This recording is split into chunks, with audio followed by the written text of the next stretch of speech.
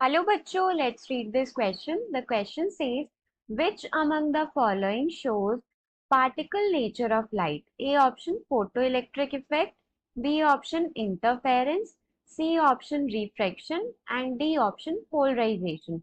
So यहाँ पर हमारे पास जो की कॉन्सेप्ट यूज होगा वो है हमारे पास dual nature of light, dual nature of light. So question में हमसे पूछा है कि वो कौन सा फिनोमेना है जो पार्टिकल नेचर ऑफ लाइट को डिस्क्राइब करता है, शो करता है। सबसे पहली बात, लाइट जो होती है वो ड्यूअल नेचर शो करती है। ड्यूअल नेचर का मतलब है उसके दो नेचर एग्जिस्ट करते हैं। एक होता है हमारे पास पार्टिकल नेचर और एक होता है हमारे पास wave nature. Particle nature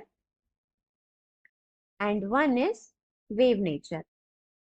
but एक टाइम पे लाइट या तो पार्टिकल की तरह बिहेव करेगी या फिर केवल वेव की तरह बिहेव करेगी। अब जो हमारे पास लाइट होती है वो पार्टिकल की तरह तब बिहेव करती है जब जो डायमेंशन जिस ऑब्जेक्ट के साथ वो इंटरेक्ट कर रही है उसके डायमेंशन जो हैं वो लाइट के डायमेंशन से काफी बड़े हैं। सो पार्टिकल नेचर तब होगा when dimensions of the interacting object, dimensions of the interacting object is very larger,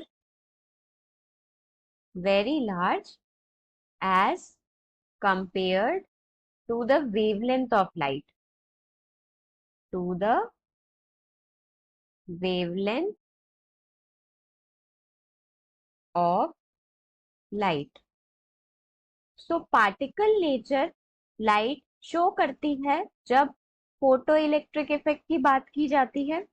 so photoelectric effect में पार्टिकल नेचर होता है लाइट का। ऐसे ही होता है हमारे पास black body radiation. Black body radiation में भी पार्टिकल नेचर के साथ डील किया जाता है।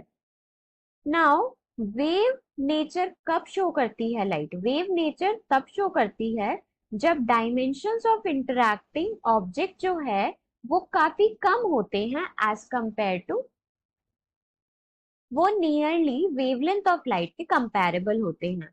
सो वेव नेचर तब शो किया जाता है when dimensions of interacting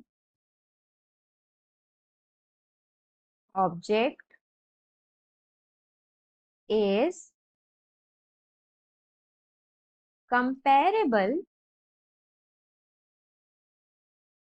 to the wavelength of light. So interference जो होता है उसमें वेव नेचर शो किया जाता है। इंटरफेरेंस, डिफ्रैक्शन और पोलराइजेशन, तीनों में लाइट वेव की तरह बिहेव करती है। पोलराइजेशन, सो केवल पार्टिकल नेचर यहाँ पर एग्जिस्ट कर रहा है फोटो इलेक्ट्रिक इफेक्ट में। So here A option is correct. So A option is right. Hope you understood it well. Best of luck.